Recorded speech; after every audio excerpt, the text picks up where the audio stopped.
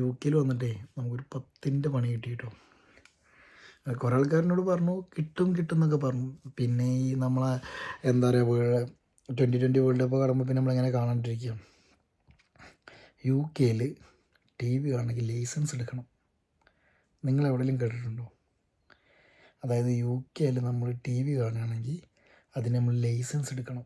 അതായത് നമ്മളെ കാറിൻ്റെ ലൈസൻസ്, ബൈക്കിൻ്റെ ലൈസൻസ് എന്നൊക്കെ പറഞ്ഞ പോലെ യു കെയിൽ ടി വി ആണെങ്കിലും നമ്മൾ ലൈസൻസ് എടുക്കണം.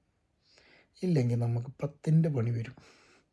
10ൻ്റെ പണി എന്ന് പറഞ്ഞാൽ പോരാ, നമ്മൾ വലിയ പണി തന്നെ. അതായത് വലിയൊരു എമൗണ്ട് ഞാൻ പറയാം. അതായത് എനിക്കൊരു ഫൈൻ വന്നിട്ടുണ്ട്. നാട്ടിലത്തെ 1,00,000 രൂപ, 1,20,000 രൂപ വരെ ഫൈൻ അടയ്ക്കണം.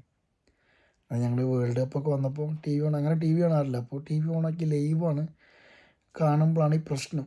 ഞങ്ങളിപ്പോൾ ടി വി മേടിച്ചിട്ട് ഇപ്പോൾ ഒരു 5 മാസം 6 മാസമൊക്കെ ആയിട്ടുള്ളൂ. ഇതേവരെ ലൈസൻസ് ഒന്നും എടുത്തിട്ടില്ല. അറിയായിരുന്നു ലൈസൻസ് ഒക്കെ എടുക്കണം എന്നറിയായിരുന്നു, പക്ഷേ എടുത്തിട്ടുണ്ടായിരുന്നില്ല. അപ്പോൾ എനിക്ക് ഒരുപാട് ഡൗട്ട് ഉണ്ടായിരുന്നു. ഇവരെങ്ങനെ കണ്ടുപിടിക്കും നമ്മൾ ടി വി ഓണാക്കി വെക്കുന്നു എന്നൊക്കെ ചോദിച്ചിട്ട്. അപ്പോൾ ഒരുപാട് ആൾക്കാരോട് ഞാൻ ചോദിച്ചു ഇതിനൊരു ആൻസർ വേണ്ടിയിട്ട്. അപ്പോൾ അവർ പറഞ്ഞു ഇവരിങ്ങനെ നമ്മളെ ഈ മൊബൈൽ ടവർ പോലുള്ള കാർ കൊണ്ടൊക്കെ വന്ന് വീടിൻ്റെ അതിൽ നമ്മളെ ഫ്ലാറ്റിൻ്റെ കൂടെ പോകുമ്പോൾ അവർക്ക് എവിടെയാണ് ഓണാക്കി വെച്ചിട്ടുണ്ടെന്നൊക്കെ അറിയാൻ കഴിയുന്നവർ പറയുന്നു. എന്തായാലും അതിനുള്ള സംവിധാനം കാര്യങ്ങളൊക്കെ ഉണ്ടായിരിക്കും. ഇതാ നമുക്ക് ലെറ്റർ അയച്ചിട്ടുണ്ട്. അവർ ആദ്യം ലെറ്റർ അയച്ചായിരുന്നു, പിന്നെ നമുക്ക് രണ്ടാമതൊന്ന ലെറ്ററാണ്. കണ്ടോ, ഇതിൽ കാണാൻ പറ്റും 1000 പൗണ്ടാണ് അവർ ഫൈന് പറയുന്നത്.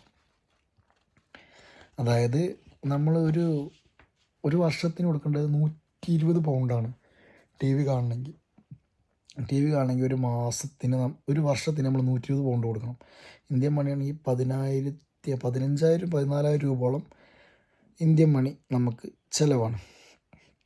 പക്ഷെ നമ്മളെ ടി വിയുടെ ലൈസൻസ് എടുത്തുകൊണ്ട് മാത്രം നമുക്ക് ചാനലൊന്നും കിട്ടിക്കൊള്ളണമെന്നില്ല. നമുക്ക് ചാനൽ നമ്മൾ അതിൻ്റെ പുറത്തെടുക്കണം. ചാനൽ വലിയ എക്സ്പെൻസ് ഒന്നുമില്ല കേട്ടോ. 45 പൗണ്ടൊക്കെ കൊടുത്ത് ഒരു വർഷത്തിനൊക്കെ കിട്ടും. അപ്പോൾ അതൊന്നും നമുക്ക് വലിയ എക്സ്പെൻസും കാര്യങ്ങളൊന്നും വരുന്നില്ല. പക്ഷേ ഇതാ നമുക്ക് ടി വിക്കുള്ള എക്സ്പെൻസാണെന്ന് പറഞ്ഞു.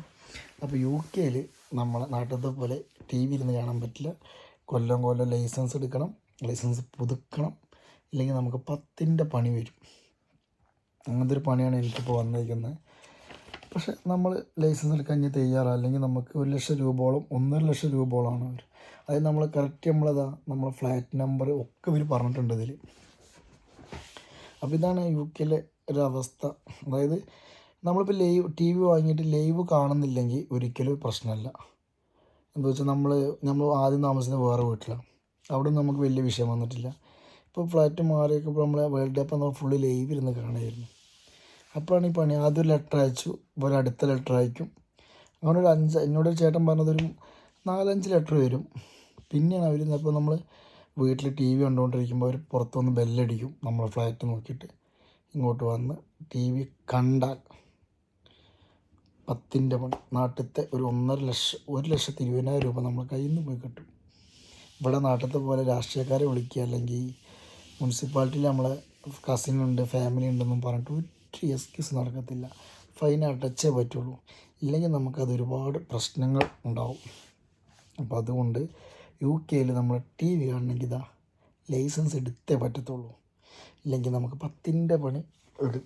കുറേ ആൾക്കാരിനോട് ചോദിക്കണ്ട എങ്ങനെയുണ്ട്, അടിപൊളിയാണ് യു കെ ഒക്കെ, നമുക്കൊന്നും കുറ്റമൊന്നും പറയാം. പക്ഷേ ചില കാര്യങ്ങൾ ഇപ്പോൾ ടി വിയൊക്കെ നമ്മൾ ലൈസൻസ് എന്ന് പറഞ്ഞാൽ ഞെട്ടിപ്പോകും. നമ്മൾ ടി വിക്ക് ലൈസൻസ് വന്നു ഇന്നേ വരെ ചിലപ്പോൾ ചിലർ പോലും കേട്ടിട്ടുണ്ടാവില്ല.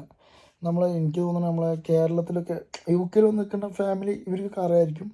പക്ഷേ ഒരുപാട് ആൾക്കാർക്കൊന്നും ഈ ടി വിക്ക് ലൈസൻസ് വേണമെന്ന് അറിയില്ല എന്നുള്ളൊരു കാഴ്ചപ്പാടുള്ള ഒരാളാണ് ഞാൻ. എന്താ വെച്ചാൽ അങ്ങനെയാണ്. ആർക്കും ഞാൻ പോലും അറിഞ്ഞിട്ടുണ്ടായിരുന്നില്ല ടി വിക്ക് ലൈസൻസ്. ഇവിടെ വന്നിട്ട് ഞാൻ ടി വി വാങ്ങുമ്പോൾ നീ ലൈസൻസ് ഒക്കെ എടുത്തോന്ന് ചോദിക്കുമ്പോൾ ഞാൻ ഇതിനെക്കുറിച്ച് അറിയുന്നത്. നമ്മളിപ്പോൾ സാധാരണ മോട്ടോർ സൈക്കിൾ, ബൈക്ക് അങ്ങനെയൊക്കെ ലൈസൻസ് കിട്ടുന്നില്ല. ടി വിക്ക് ലൈസൻസ് തരുമ്പോൾ പെട്ടെന്ന് അത്ഭുതം തോന്നും, ടി വിക്ക് ലൈസൻസ് എന്ന് വെച്ചിട്ട്.